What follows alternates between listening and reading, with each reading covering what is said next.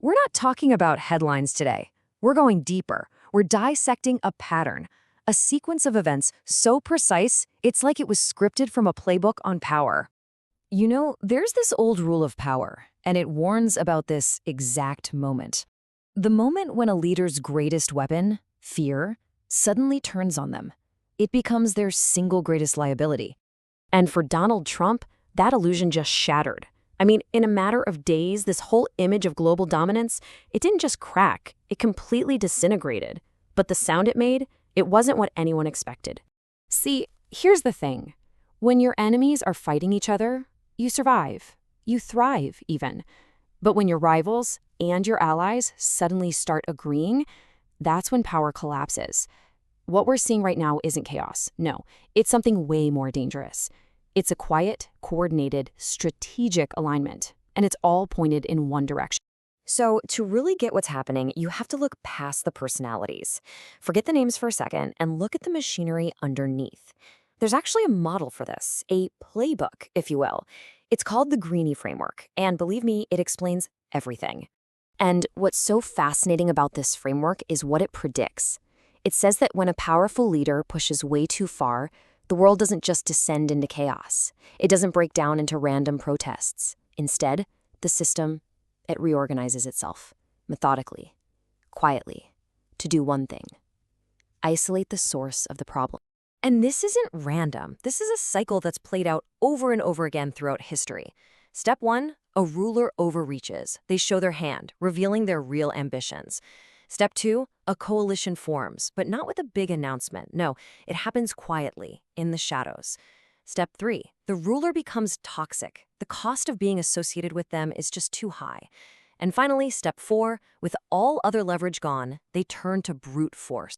So what was the trigger this time? Well, it was that proposal for a peace board. Think about it, a private table of authoritarians designed to sit above NATO, above the UN. This was step 1 in the cycle, textbook stuff, a total power grab done without asking anyone. It exposed his true intent for all to see. And that overreach, it triggered an immediate response. This wasn't some slow diplomatic debate. This was a rapid-fire, perfectly synchronized wave of no. And each no was a weapon, designed not just to refuse, but to strategically chip away at his power.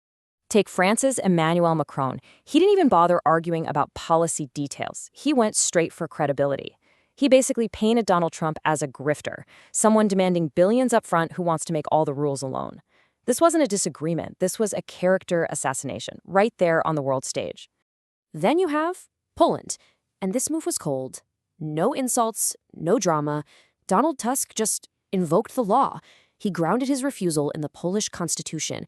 And you have to understand, law is the absolute enemy of one-man power. Tusk's message was crystal clear. Your authority means nothing here. You have zero leverage. And then there was Britain. Keir Starmer flat out refused to sit at a table with authoritarians under Donald Trump's banner. And why is this so important? Because a ruler's power dies the moment they force people to choose between their own dignity and obedience. Starmer chose dignity. And when a leader makes that choice, the ruler's authority just withers away. But maybe the single most dangerous signal of all, it came from the fringes, from his own ideological camp. When a guy like Nigel Farage starts calling you a threat to Europe, that's bad. When Germany's far right starts backing away, you know the ship is sinking. These people aren't acting on principle. They're acting on pure survival instinct. And this brings us to a really chilling concept in this whole framework. It's called the poisoned throne. It's the stage where the power looks real, the titles are still there, the office is still there, but anyone who gets close gets burned. Association becomes politically radioactive. And that's when allies don't just walk away, they run for cover. Okay, so let's shift gears a bit. Let's look at how the past is basically pouring gasoline on this fire. Because power, true power, isn't just about what you do today. It's built on a foundation of trust. And when that foundation is gone, the whole structure comes crashing down. Just look at the track record. You've got Japan publicly calling out the U.S. for not delivering billions in weapons they paid for. That screams unreliability. You've got protesters in Iran who are promised support and then just abandoned. That signals deep untrustworthiness. And then the Kurds in Syria, our allies, abruptly abandoned, left to be slaughtered. These aren't just mistakes. They are data points, and they all point to a clear pattern of betrayal. And the consequences of this abandonment, they're terrifying. Because power hates a vacuum. When you pull out without a plan, the absolute worst actors rush in to fill the void. I mean, the man leading Syria right now used to be the head of ISIS. Let that sink in. That is the direct, real-world result of this strategy. So here's the really crucial shift that's happened in people's minds. Europe is no longer treating this U.S. administration as an ally you cooperate with. They're starting to treat it like a rogue regime, something you have to resist and contain. And that single change in perception, well, that changes everything. Which brings us to the final phase of this cycle. And honestly, it's the most dangerous one. Because once the system has realigned itself against the leader, history shows us that what happens next is, well, it's almost inevitable. Here's the key thing to understand right now. World leaders, they've stopped listening to the words, the promises, the threats. It's all just noise now.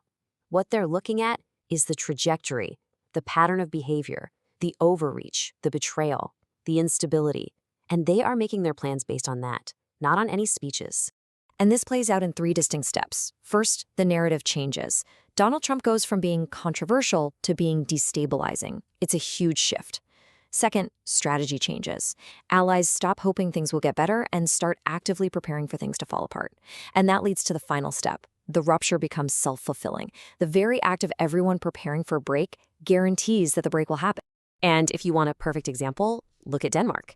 There was no big press conference, no angry tweets. After Donald Trump floated the idea of buying Greenland, Denmark just quietly deployed troops there. And this is a classic power move. The actions you take without any announcement, those are the ones that show your true intentions. This wasn't posturing, this was preparation. And you have to remember, all of this is happening in a world that's already on fire. We've got extreme weather hammering us constantly. We've got countries weaponizing their economies with tariffs. It's a pressure cooker. And in an environment like this, an unpredictable leader isn't just a problem, they are an existential threat. And this is where we get to the ultimate warning from Green's framework. When a ruler feels their control slipping, when their authority is being challenged from every single direction, they get backed into a corner. And a cornered ruler, historically, does one thing.